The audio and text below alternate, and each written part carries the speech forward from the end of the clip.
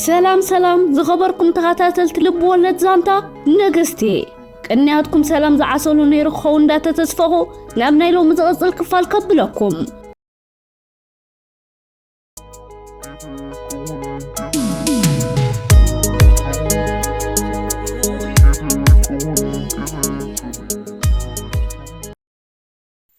نغستي مبل 123 كفال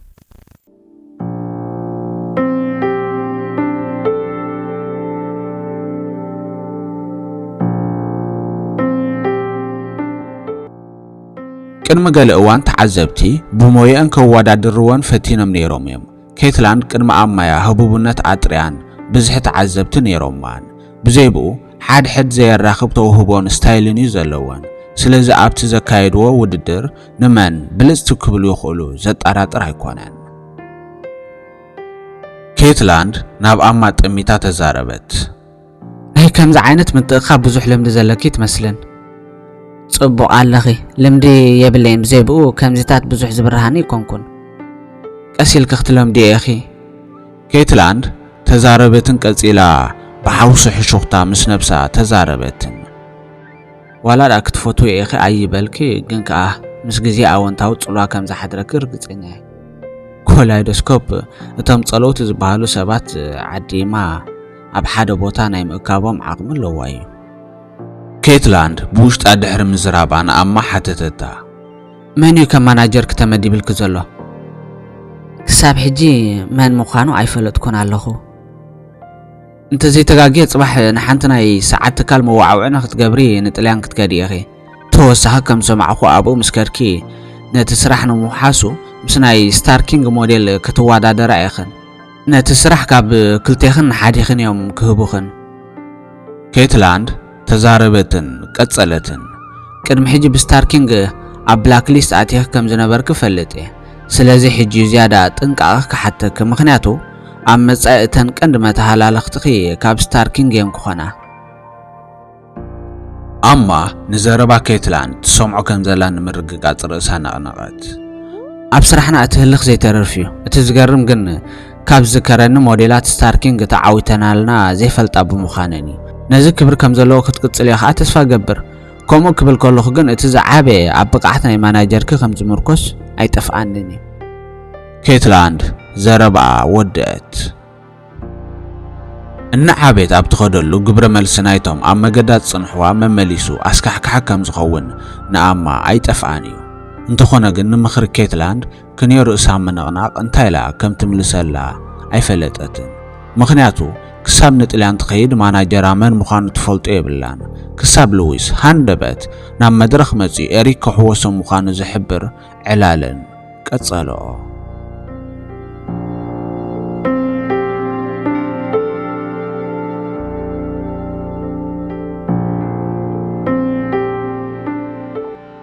ኩሎም ቶም ኣብቲ ኣዳራሽ ዝነበሩ ተሳተፍቲ ወይ ኣጋይሽ ኤሪክ ከም ዝሕወሶም ሰምዑ ብተሓጓስ ወጨጩ ነቲ ውጫጨ ጣቕዒትን ገለፊስካን ውን ተሓወሶ ዋላዳ ኣብ ሓደ ካምፓኒ ስርሑ ኤሪክ ናብ ቤት ጽሕፈቱ ከኣቱ ናይ ቤን ኤሌቬተር ይጥቀም ስለዚ ዳርጋ ኩሉ ሰራሕተኛ ኮላይዶስኮፕ ኣይኮነን ኣብ ከምዚ ምትእኻብ ኣብ ስርሖም ውን ዳርጋ ሪኦሞ ኣይፈልጦን እዮም ንዖም ኣብዚ ኢንዳስትሪ ልዕሊ ዝኾነ ህቡብ ሰብ ዝሃበበን በዓል ኣፈ ታሪኽን ኮይኑ ይስምዖም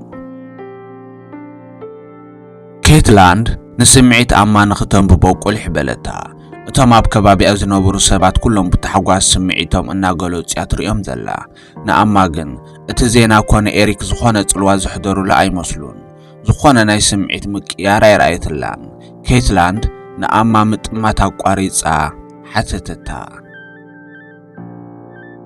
ንስኽን ኤሪክን ጥቡቕ ሌላ ከም ዘለኩም ገይረ ዶ ክወስዶ ይከኣል እዩ ኣማ መለሰትላ ምስ ሰብ ናይዚ ኢንዳስትሪ ምስ ኣዝዮም ውሕዳት ሰባት ጥራሕ ቅርበት ዘለዎ ቅዲ ህይወቱ ዳርጋ ምዝበዝሖ ኣይሳነን እዩ ኬትላንድ ተዛሪባ ኢዳ ሰዲዳ ካብቲ ዋይን መዓጎት ኣማ ዝሑል ሰሓቐት ብኸመይ ዋላዳ ኣይረዳእያ እምበር ምስ ኬትላንድ ናጻ ኮይና ንኽትዕልል መንፈሳ ኣፍቂድላ እዩ ዋላዳ ንመጀመርያ ግዜ ቃላት ይለዋወጣ ከምዚ ኣጸቢቓ ትፈልጦ ስምዒት ርኤላ ዘላ ኮይኑ እዩ ተሰሚዕዋ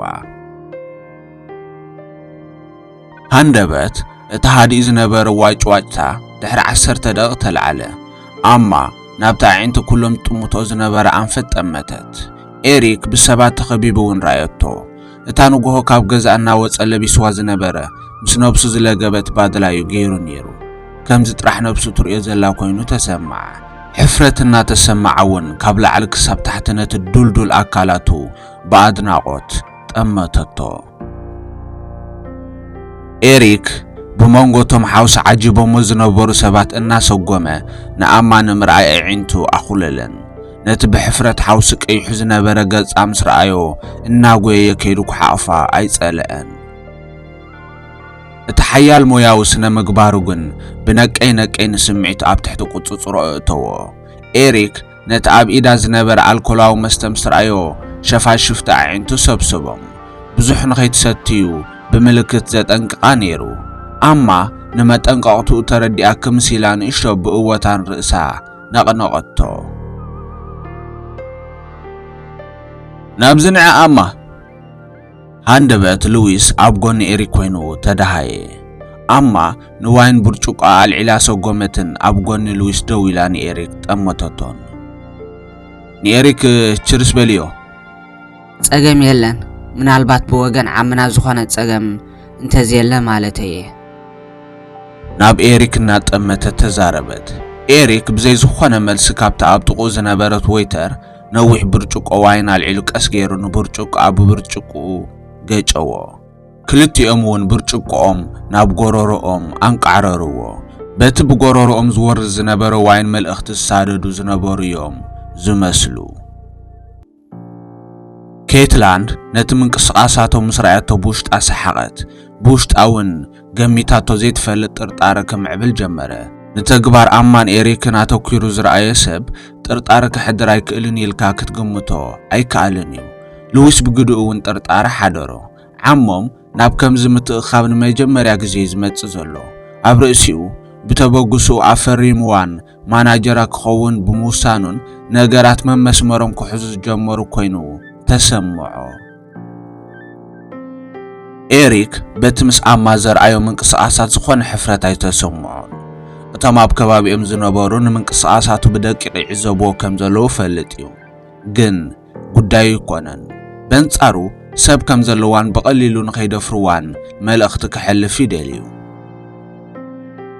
ድሕሪ ዋይኑ ምስ ኣማ ኮይኑ ምጭላጡ ኣድህቦ ናብቶም ብድሕሪኡ ዝነበሩ ዳይሬክተራትን ደረስትን ገበሮ። ብዛዕባ ድርሰት ክዕልሉ እውን ጀመሩ። ኤሪክ ኣብ ንፊልም ዝምልከቱ ጉዳያት ብሉጽ ናይ ምምዛን ዓቕሚ ዘለዎ። እቶም ዘፍርዮም ፊልምታት ዳርጋ ኩሉ ግዜ ብሉጻት እዮም። ገለ ተዋሳእቲ ነዚ ኣብ ግምት ኣእትዮም እውን ምስኡ ቃላት ክለዋወጡ ጀመሩ። ኣማ ናብ ቦታኣ ናብ ጎኒ ኬትላንድ ተመሊሳ ነቲ ጥዑም ክላሲክ ተስተማቕሮ ጀመረት። ንዝምድናኹም ወግዓዊ ከይትገብርዎ። ኬትላንድ ሃንደበት ተዛረበት። ምስ ኤሪክ ንዘለኩም ርክብ ወግዓዊ ትግበርዎ።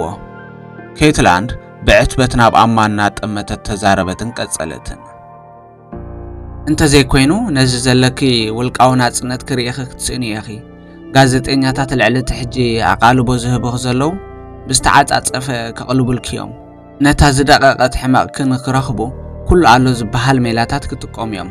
እንተስኢኖም ንኸጸልሙኹ እውን ዝእግሞም ኣይኮነን።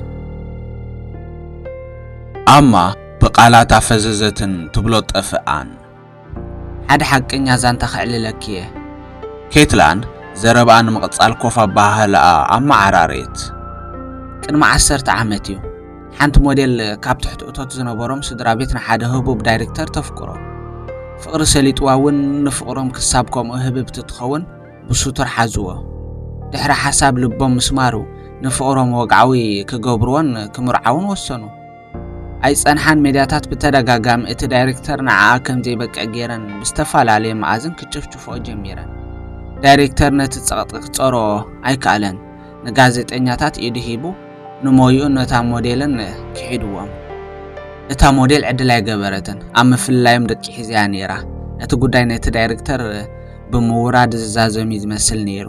እንተኾነ ካብ ግምት ኩሉ ወጻኢ ኣንፈቱ ቀይሩ ይቀጺሉ። ነቲ ድቃ እዚ ዘይበሃል ግዕዛይ ቃላት ተጠቂሞም ከነውርዎ ጀሚሮም ዕድላይ ገበረትን ብሕሱም ጭንቀት ጥንሳ ተነፂሉ እታ ሞዴል ነቲ ኩሉ ክፀሮ ብዘይምኽኣላ ነብሰ ቅትለት ፈፂማ እታ ሞዴል ዓባይ ሓፍተይ ሰሊን እያ እወይ ናይ ብሓቂ የቕረ ዘይበሃሎ ዛንታዮ ኬትላንድ يقريت هجبرلي أما اتزانتا بلبا تسمع واتزاربت زنا كل تجعف زبلحو سيفيو بزوحات سكفي إريك أنفت كبناكا وسنة نزي زيرد أيكونن نخلو تداليلو كمزلو رجيو انبركس ركوبكم وقعو مسكونا كندي حرقوت قوتي كاقاتمكم صبق على أخي أما برئسة أماننت ملست الله قبل علي إيريك نقزي بالأمنة زلوة نحنا وين كنحجزكينا كولايدوسكوب وحسنا زلوة تكالن سدرا بيتنينا كيتلاند تزاربت أما من يوم كلهم توم نحنا أي تردان انتخونا جن اتي أبقون خالو خوزة سمعك على كيتلاند قبل علي عدنا قوتن هتحدر أبقع بزيبو كولايدوسكوب كابتن بدحر مقاري جاكوينن حما زال مالكا تكالكا استفلت مخانا اي تتقراترتن قالات كيتلاند الناس سمعت كابت حيزاتو زنبرت برجوك قواين صصني حمو معاق اي قاروصوتهم إريك صصني حكابت الكولنا معاقو تكاتاتلا نبره الكول سرح سرح كم زنبره بتنا قيحز غيد زنبره قربتها اي صحتهم دحر قال دقائق دقيمو تمتها زساتيتو لعلا عقما كوينو كساب رئيسا ابتا اب قدمي ازنبره طاولو اتر إساتو دقيسا كم زلاون رأيا دحر حد سير تنفاسم تنفاسو كابت كوفيل وزنبره تسيو ناب اكدن بمونكو بادقيفو اتسيو كوف ابلان كنيو بيت چمتيلو زنبره عينتا بموقت اكالاتو نماننتو فلطتو كمستعسنيان ادوا بمعنتو احلفاون نرأس أو كبدو عتر إسا نابدك أسا تملست اتأبقت أغايش زرق زنبر سنبادة أين تيان نيرو أغايش كابزا ساعات زي أدقاقي موم بحادة نقري وام تسمي تحضرون كاب حسادات نكالا خلولا مسنوبسم كالاتوون إريك أمارات سلزي نبورو نابحو فحفا بلو نغزانو خوصدان نقاله نتا ساعات اتيا ننبسو اتزي تنكف نقوسنا انترتيمنت غيرو ايت امتان انتاي دا كان بعال بيتا نكخون طراح مرص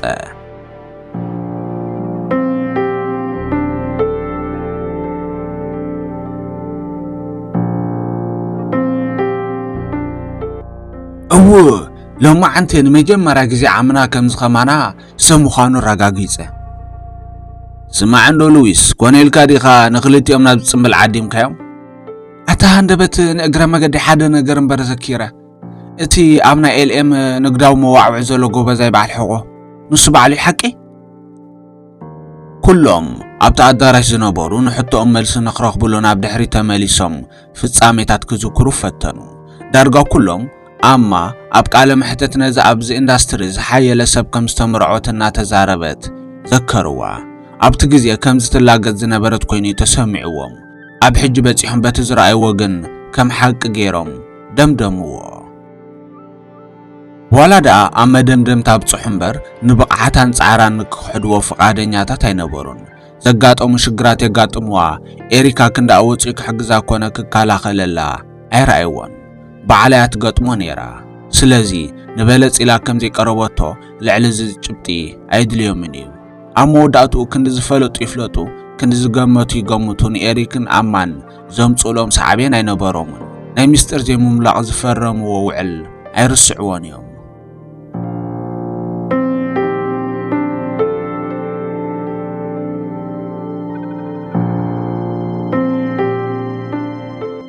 إريك نأمان أبجزا أبصحنا بعرات هدقسان أدقاقس أم عراري كبجسنا حسبه هندبت كابت زدقس بدديلا دوا بكسادو أحلفا حقفتو كم زعينت حاجوس كابزي استماقر نوح يجيره كم من تاي تبجيسا كومو تبلولا نيريك هيطفوني دحر بايتا أطيعو يزفلطو ንኣዋርሕያን ነብሳ ብገዛእ ርእሳ ኣብዛ ሃለወቶ ሃሎ ኣብ ጽዑቕ ሓለዋ ተእትዋ ነይራ ዋላ ንኻልኢት ንኽትዛነ ፍቓደኛ ኣይነበረትን ሎሚ ምሸትያን መጀመርያ ግዜ ድሕሪ ክንደይ ንነብሳ ኣብ ተዛነአት እያታ ብሕስድና ናይ ካልኦት ይኹን ናይ ስነ ጥበበኛታት ተንኮል ኣይተሻቐለትን ስለዚ ነቲ ዝዓትዕተቶ ብርጭቆ ዋይን ኣይሓንደወትሉን ካብ መጀመርያ ምስ ኮላይዶስኮፕ ከፈርመከ ነይረኒ ኤሪክ ተዛረበ ኣማ ንርእሳ ነቕኒቓ ኣብ ክሳዱ ቀርቀረታ ኩሉ እቲ ዝሓለፍኮ መገዲ ኣጠንኪርንን ኣብልሒንን ዝሓሸት ሰብ ገይረንን እዩ ብዘየገድስ ብርትዕቲ መሰናኽል ተማሂሮሉ እየ ብዓብዩ ሳላቲ ፈተነታት እቲ ዝዓበየ ህያብ ተገዚመ ንዓኻ ኣብቲ ናይ መሰናኽል ጉዕዞ ተዓዊተልካ ኣማ ተዛረበት ኤሪክ ንምዕጉርታ ኣፍኪሱ ድሕሪ ምቁርጣጡ ብህዱእ ድምፂ ተዛረበ ጽባሕ ናይ ጥልያን ጉዕዞ ጽበይ ኩሎ ስለዚ እኹል ዕረፍቲ ክትዕርፍ ኣለኪ ንገለ ደቓይቕ ባምሕቆፈኒ ደጊምና ድሕሪ ቁሩብ መዓልታት ኢና ክንራኸብ ብዘይ ቃል ንገለ ደቓይቕ ምስ ሓቆፋ ብሓውሲ ሕንቕንቕ ተዛረበት ንስኻ እቲ ዝበለጸ ኩሉ በብልጹ ዝገበረለይ ሰበኻ ስድራ ኮንካኒ ናይ ሞያ ሕልሚ ኣስሚርካለይ ኣብ መወዳእትኡ ክሳብ ብቐሊሉ ዝኣምኖም መሓዙት ኣላሊኻኒ ቅድሚ ምሳኻ ምልላየይ ኣብዚ ዓለም ዳርጋ ክሳብ ንበይናይ ዝተፈጠርኩ ኮይኑ ዝስምዓኒ እዋናት ነይሩ እዩ ከምዚ ንዓኻ ገይረ ዘፍቀርክዎ ኮነ ዝኣመንክዎ ሰብ ኣይነበረንን ብሕጂ እውን ልዕሊኻ ዘፍቅሮ ሰብ ኣይክህልወንን ኤሪክ ብቐጥታይ ተዛረበን ንኽተተንፍስ ዕድል ሃባ ድኽመታታ ኮነ ፍርሓ ወይ ስክፍታታታ ኣብ ቅድሚ ካልኦት ክተርእዮ ፍቓደኛ ኣይኮነትን እንተ ኣብ ቅድሚኡ ክተንጸባርቖም ግን ባህጋ እዩ ንብዓት ሓጎስ ብምዕጉርታ ኮረር በሉ ፎኩስ ስዕመት ኣብ ከንፈሩ ስዒማቶ እውን ደቀሰት ክትድቅሲ ምሽ እወ ብብዕዝዝታ መለሰትሉ ክሳብ ትድቅስ ብክምስታ ኣተኪሩ ጠመታ ኣይ ብልበየ ዘፍቅራ ምናልባት ዓለም ሃበን እንተኢላትን እውን ክህባይ ደጊም ክሳብ ሂወ ዘለኹ ካብ ዝኾነ ሽግር ንክከላኸለላ ዕዳ ኣለኒ ብውሽጡ ድሕሪ ምሕሳብ ኣብ ግንባራ ሰዓማ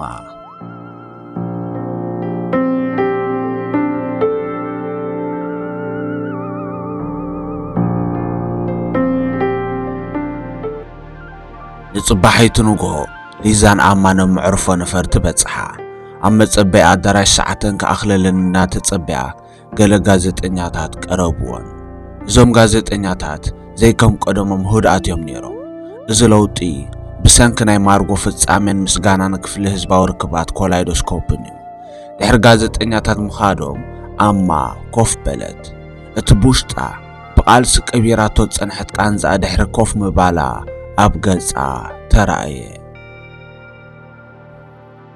ሊዛ ኪኒንያ ምስማይ ኣቐበለታ ስለምንታይ ክሳብ ኤሪክ ሻቕል ሰቲኽ እንደዒ እንተኾነ ግን በቲ ካልእ ጭንቀትን ሻቕሎትን ዝኣመሰሉ ረሲዕ ክፍትሕትሕ ብምባልኪ ጽቡቕ እዩ እንታይ ማለትኪ እዩ እታ ናይ ቀደም ዝፈልጣ ኣማ ኮንክ ተሰሚዕኽኒ ዋ ኣንቲ ይርዳእኪ ነበረን እምበር ናብ ስምዒ ዘይብሎም ሮቦት ኢኺ እኮ ተቐይርኪ ወሪሕኺ ሊዛ ኣብ ጎና ኮፍ ኢላን እግራ እናደረዘት ተዛረበትን ቀጸለትን ካፕታናታን ዝከሓደ ከሞታት ሒዝከን ኩሉ ሰብ ብዓይን ጥርጣሬ ክትጥምት ጀሚርኪ ኣብ ርእሲኡ ዳርጋ ናብ ፀዋግ ዝቐረበ ገጽ ነይርኪ ብዘይካ ንኤሪክ ንኻልኦት ነዛ ንኸይቀርብኺ ከም ብመንደቕ ነዲእኪ ዝኸልከልክዮም እዩ ነይሩ ካብዚ ዝነቐለ ኩሉ ነገር ኣብ ክንዲ ናይ ሓበራዊ ፍታሕ በይንኺ ክትጸርዮ ነይርኪ ስለዚ ኩሉ ኣብቂዑ ብዘይ ዝኾነ ጥርጣረ ክትዘናግዕ ብምምራጽኪ ተሓጒሰ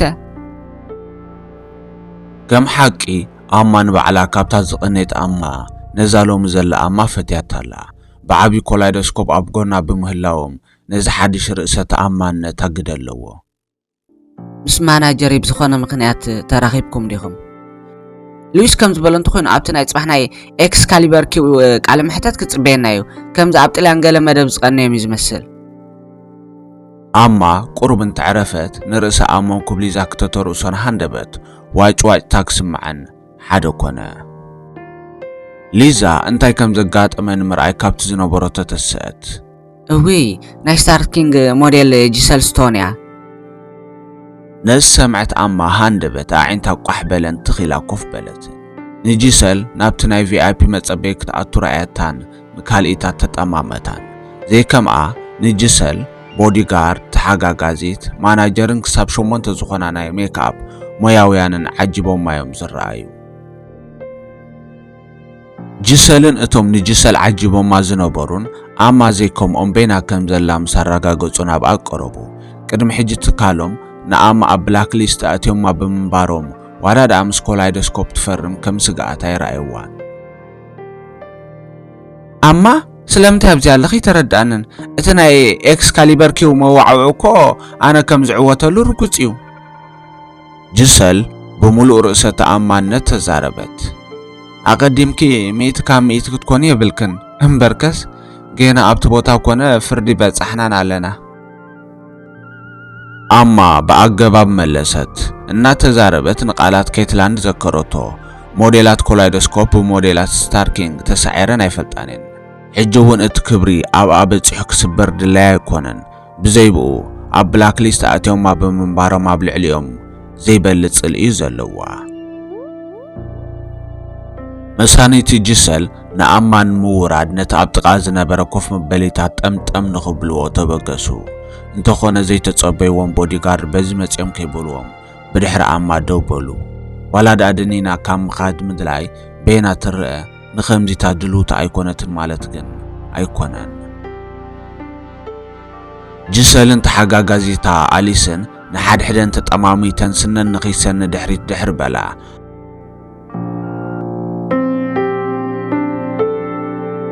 ክቡራት ተኸታተልቲ መደብና ሳብስክራይብ፣ ላይክ፣ ሼር፣ ኮሜንት ብምግባር ከተተባብዑና ከዘክረኩም ፈቱ።